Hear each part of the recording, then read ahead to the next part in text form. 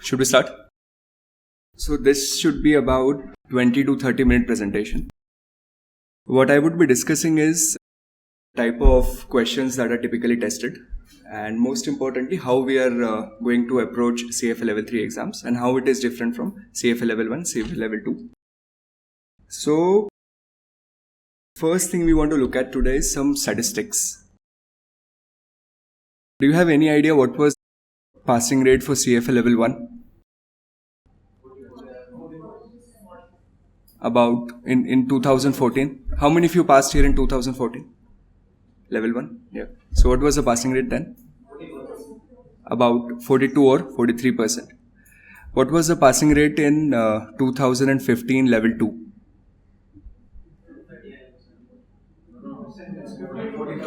(46), about 45 or 46%. Okay, so I have some stats here.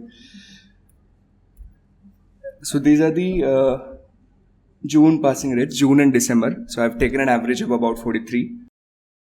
These are the level 2 passing rates. And this is what we would be discussing today. Maybe in fact, depending on how next 6 months go, this would be decided. Now imagine if there are 100 people who started out here with an assumption that they wrote level 1 only once. Though technically they can write twice, but we don't want to make this a probability class. So assuming that they wrote level 1 only once, then how many people would reach here? About 43. Out of those 43, how many people could reach eventually sitting here in the class? This should be roughly about 20 people. Right? Approximately about 20 people. Now, June 2015, the passing rate was in the range of 50%. Okay, I don't know the precise rate, but in 2015, it was more than 50%. So, which means, and prima facie, it looks really good, isn't it? It's better than level 1 and level 2. But what you need to appreciate here, that the people that with whom you are going to compete are the ones who have already been able to pass CFA Level 1 and CFA Level 2. And that's what makes this exam really, really difficult. Okay. So, this I picked up from CFA website. So, these are the historical passing rates for CFA Level 3 exams. You would have been really lucky had this been 1964, but it is not. I think the first Level 3 exam was in 63. So, first few years, the passing rate was about 90%. This is the lowest score ever, which is about 2010, 46%. And then these are the last 3 years average passing score, 49, 54, 53, which means we are looking at if everything goes as per the data and if there's a mean reversion tendency, then that mean value will come approximately close to 50%. Right? So that means about half of the people who write CFA Level 3 exams are going to pass. So to kind of prepare background for this session, I spoke to some of the people who wrote Level 3 last season. And half of those people who had passed and remaining half were the ones who did not pass. So the typical feedback of the ones who do not pass is that I do not know what went wrong. So if you talk to people who have not been able to pass level 3 exams, not only once, twice, thrice, 4 times, you ask them what went wrong and they would not be able to pinpoint what was the exact leg of the preparation where it went wrong, because the syllabus is extremely easy. Syllabus compared to level 1, I believe, or even compared to level 2, it is going to be easier. The challenging thing is how do you approach the syllabus and how do you approach the morning section. And the ones who has passed the examination, if you'd go and ask them about the feedback, the typical feedback would be that it was too easy. Maybe it was much more easier than level 2. Maybe it was also easier than level 1. So if you get the thing right in the first go, if you know how to write morning session, it's going to be very, very smooth. But if you do not know how to approach the morning section, then it's going to be a little bit of challenge. Okay, so let's move on.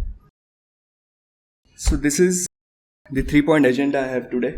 First, we will discuss what is the exam format. Then we will discuss what subjects and what sequence we want to approach in. And then the preparation strategy. Let's start with exam format first. So this is what we need to appreciate right from the beginning. that you're not writing one exams, you're writing two separate exams.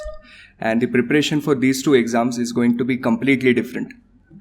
The morning exam behaves in a different fashion compared to where you would approach afternoon exam. Do you know the format?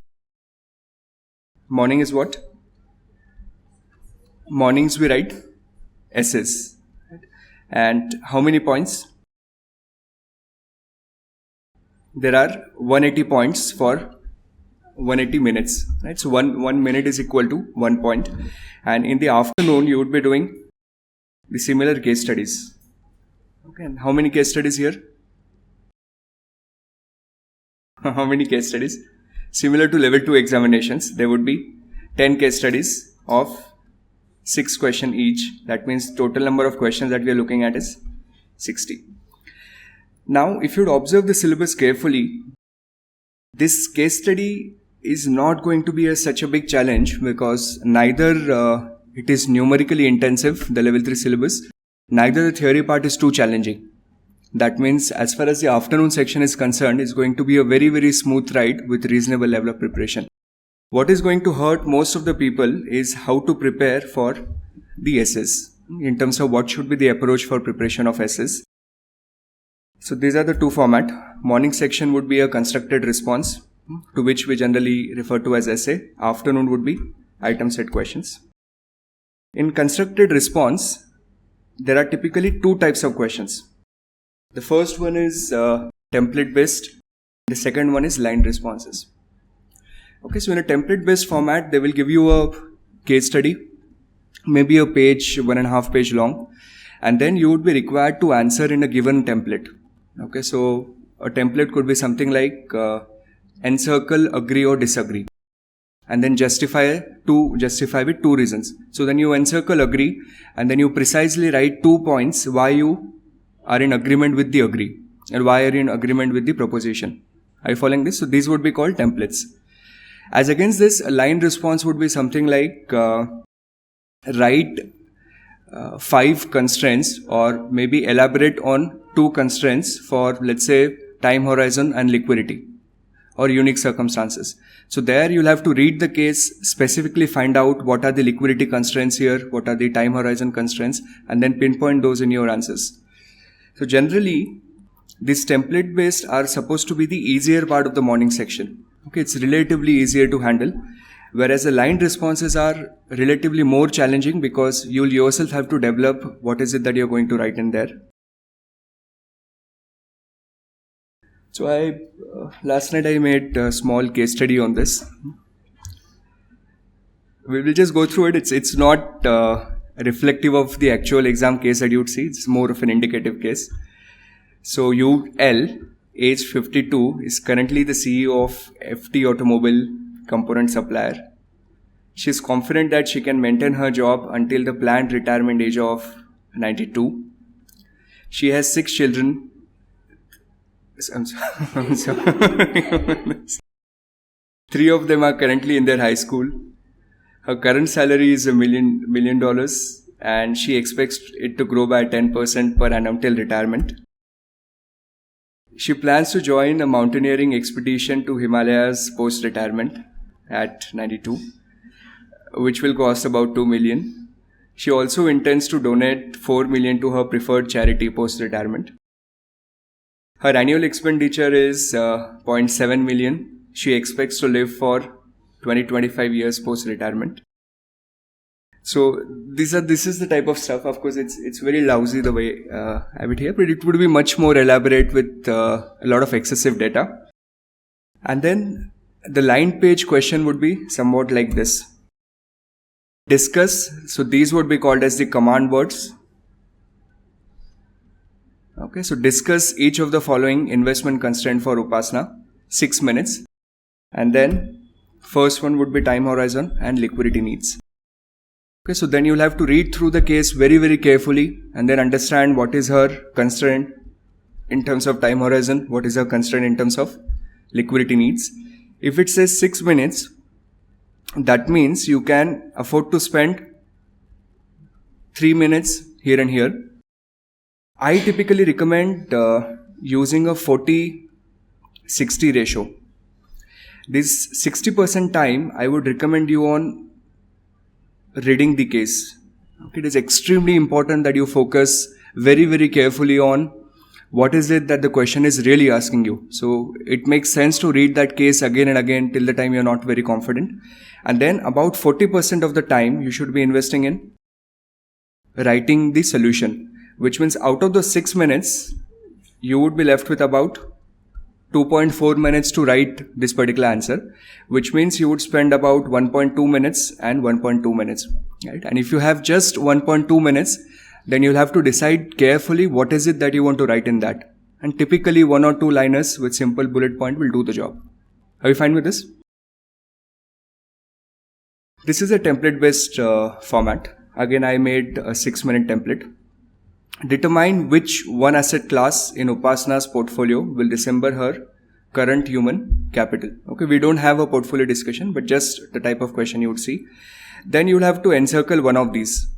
So let's say you chose treasury bills, and then you'll have to justify that why her human capital is behaving similar to a treasury bill or a treasury bond. Right? So you'll have to write reason number 1, reason number 2. Is that making sense? Alright, so we're through with the exam format now. These are the subjects. Ethics again, about 10 to 15%. Level 3 ethics is completely different. Even though the syllabus would look similar to what we had in L1 and L2, the syllabus is precisely same, but the questions would be more or less focused on the portfolio manager perspective, right? So there would be a lot of procedural questions. There is asset manager code of conduct, and then you will have to spend a lot of time on understanding recommended and the compulsory actions which are required in particular scenario. Economics, I believe you would be more or less comfortable if you were good at level 2 and level 1 economics, which generally people are not. But this economics again is from a portfolio manager macro perspective, right? So how do you analyze country? What are the factors that would contribute growth? How do you analyze the stock market of an entire nation or entire region? So more from a bird's eye view perspective. Equity and economics is kind of intermingled. There is not much of, there are few formulas, but not very heavy formulas. There is a little bit of DCF, but not very extensive. Again, it's more thinking of equity as an asset class and portfolio management perspective. If you'd observe here, fixed income has a very heavy weight. Maybe that's because the syllabus is structured considering a US candidate in mind. Fixed income being a very important asset class, their portfolio. So fixed income is quite enjoyable. There are some number crunching available in these two areas. Derivative becomes important. Derivative is a common theme almost in every section of the syllabus. We will also get to learn option strategies now at CFA Level 3. Alternative investment, same weight as derivatives, same weight as equity. And then the most important part of the syllabus, which is portfolio management and wealth planning, which is almost half of it.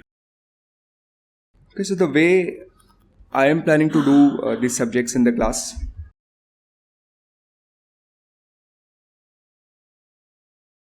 We will start with fixed income.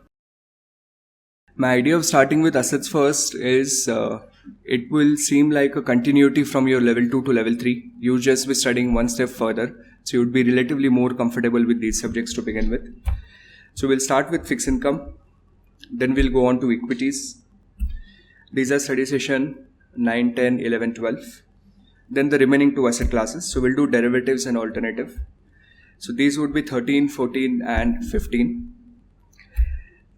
Then I'm planning to do ethics and GIPS in the center. Idea of doing this is that GIPS is a really large section at CFA Level 3. And it's so much to remember that a lot of people towards the end feel that it's impossible that you can remember the whole of GIPS, and they just let it go, taking the risk. And if there turns out to be a case on GIPS, then you lose out very easy 6 points. So what we would do is we will spread out GIPS nice and clean. We will start doing it from the beginning and spread it down into smaller parts. Behavioral finance, individual. So this is where you would start feeling that the approach to level 3 is going to be different than level 2, especially when you finish your behavioral finance section.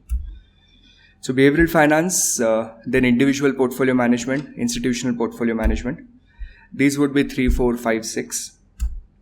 Capital market expectations, asset allocation. These are again juicy areas. So we get to do reasonable number crunching in this area. Then we do all theory here. And then again we are bored with theory. We can do little bit of number crunching here. And then portfolio execution, evaluation and attribution. And that's where your syllabus gets over. The best time to finish syllabus should be about 30 to 45 days before the examination, so that we can get reasonable time to practice the mock exams. Do you want to ask any questions here? Should we go ahead? Alright, so the last leg, preparation strategy. So I decided to come up with a 10-pointer tips. The first one is that right from the beginning, give up what you learned at L1 and L2, not in terms of content, but in terms of approach. Right? So L1, we were very fact-based. You'll have to remember maybe what was NIRU, what was NARU in economics. Right? You had to remember what was US GAAP, IFRS.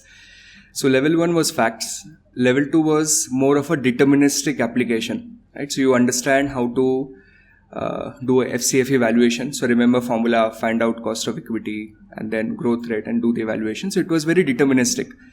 At level 3, it is facts. So you have to remember a lot. It is deterministic at certain areas, but very heavily it is going to be subjective. And therefore it is said that generally practitioners do better at CFA level 3 compared to students because they understand the larger picture. Okay, so we have to get ourselves used to looking at the bird's eye or helicopter view. So appreciate that strategy that worked for L1 and L2 is not going to work for level 3. So L1 and L2 strategy for most of the people would be to attend classes, right? And then go back and maybe read your notes once. And then towards the end, you just do mock exams. But at level 3, you'll have to do it slightly differently. Okay, so I'll discuss how it is going to be, but the same strategy will not work. The software that you people generally use, Question Bank, I don't think at level 3 that's going to be extremely useful. Okay, maybe you can use it still to get hang of the syllabus, but that will not be representative of what you would be seeing on the actual exams. This is the point where we need to focus right from the beginning. Make use of the curriculum extensively, especially right from the beginning. We should focus more on the examples and you should focus more on the EOC questions. And at times, if you just refer to a private prep provider's material, finish a topic and then you go to curriculum, it will give you a feeling that you've not done this topic because curriculum is way too extensive, way too elaborated. So therefore, if you get used to doing boxed example right from the beginning, your comfort level would be substantially higher. This is going to be a big trouble, that there is no guidance available from the CFA Institute in terms of what is it that we should be writing in a particular case study. Right? So I'm sure you must be aware that last 3 years morning paper are made available. Did you know that? The actual CFA morning papers of last 3 years are made available. So we can know what was tested in 15, 14 and 13. And they also provide a guideline answers in terms of how to write those answers. However, on their website, they explicitly say that these answers are not the keys that we give to evaluators. Okay, so the way evaluation process works, imagine if there are 10 questions in the morning, then each question is evaluated by a different grader. Are you following this? It's not that one grader will sit and evaluate all the 10 papers. Maybe a grader would be given question number 1 and then he will check 20, 30, 50 papers only of question number 1. So now this grader is given a set of guideline answers that if the candidate has written this 1 pointer, if the candidate has written this 2 pointer, so those answers are never released. So we never really know what is it that institute will give marks for.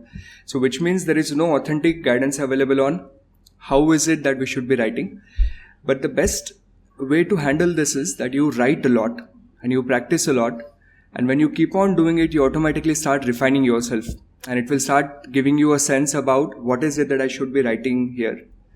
So it's similar to what happened with us when we started with ethics at level 1. Right? Initially, it was very difficult to figure out what was a violation, what was not a violation. But after some practice, it started becoming okay. So it's going to be more or less on the similar lines. This is going to be the game changer, extremely important. If it requires you to leave your job, might as well consider that. But it's really, really important that you have to have at least 3 weeks full time before the examination. Now, I don't want to scare you today, but I have seen a lot of people who have been writing level 3 for consecutive 5 examinations, 6 examinations. Previous season, I met a guy, All India CA rank holder. And that means he must have been really, really smart, and rank holder at all the 3 levels. In Indian CA, there are 3 exams. He was rank holder at all the 3 levels. It took him 7 attempts to pass his CFA Level 3 exams. Right? And we had series of discussions last season in terms of understanding what was going wrong with his preparation, and he couldn't find out a single point. He knew the syllabus, he knew the answer, he knew formulas, he knew how to solve things, but he couldn't figure out what was going wrong. So your first attempt is your golden attempt. You don't want to get into the trap of writing that exam again and again. And especially if you don't pass, being so close, you would start losing motivation, because that cycle is of 1 year. Right? If you don't pass now, you have to wait for 1 long year, and the syllabus is not challenging. So somehow manage to take those leaves and make sure that you finish it off in the first go itself. This would come in extremely handy. Right from the beginning, start using some index cards. Some of you did this at L1 and L2. Right? So there are a lot of things that you have to remember at level 3 examinations. Right? So arguments in favor of something, arguments against something, or 5-point explanation, 3-point explanation. So, and these are the points that you have to remember. And if these questions come on the exam, it's kind of an advantage because you know those points. So right from the beginning, start making those index cards, keep them in your pocket, make use of audio notes. I would be releasing some audio notes this season. So these would be downloadable. You can use them when you commit to office. There would also be some wall posters we'll be making in the class. Again, finish the syllabus quickly. It is not very difficult to understand. So read it once and then read it again. And then read it again, and then when you read study session 15, it will give you some intuition about what you read in study session 7 or 6. Right? So that's how the syllabus is integrated. If you observe the weights of the syllabus, they're very vague because they want to mix everything together. So read multiple times. That will give you a better perspective. So in the first reading, if you don't understand everything perfectly well, I think that would be fine. Just keep a target of maybe 50 to 60% understanding, then do a second reading, then do a third reading. Automatically your understanding will start improving. This would come in handy. Some of the people in the classroom program last year tried doing this. What they did is, before sleeping, they started writing for 5 minutes. Many of us are not used to writing anymore. It's been a long time, at least I am used to, but you're not used to writing anymore. So if you start writing 2 to 3 minutes every day, your muscles will get used to it. Right? So on the exam, you would feel relatively comfortable. Form a study group, especially helpful for morning section. So after the test or after certain practice session, sit with your peers and discuss what is it that they would have written had they seen the same question. So that will help you open up a different way of approaching the syllabus. And the most important point I gave for the last, can you guess?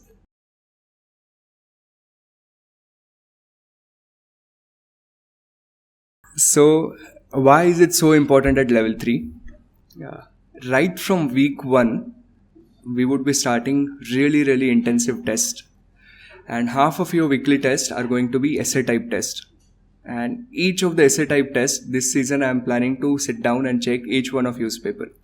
Right? So which means after the test, we can sit and discuss in terms of what is it that we should have written, what is it that we should not have written.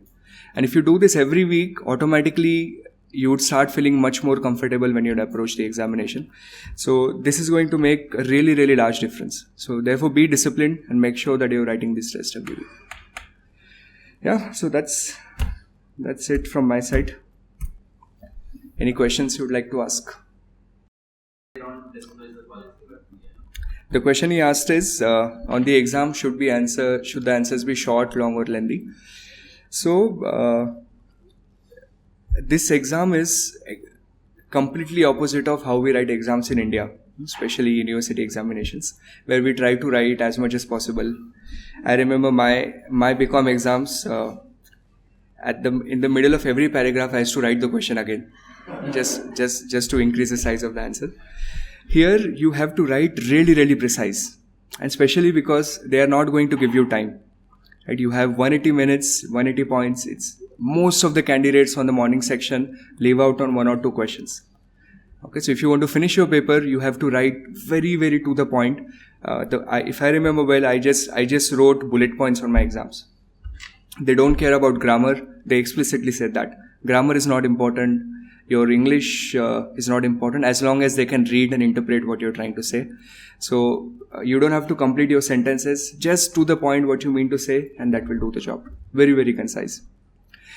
And again, a lot of people, especially the ones who do not pass, and they come out and comment, I don't know what went wrong.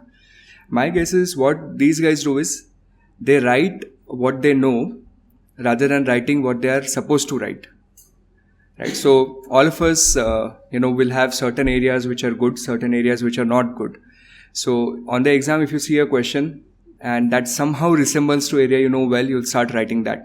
So that's not going to work. You'll have to be very, very precise and only answer what has been asked for.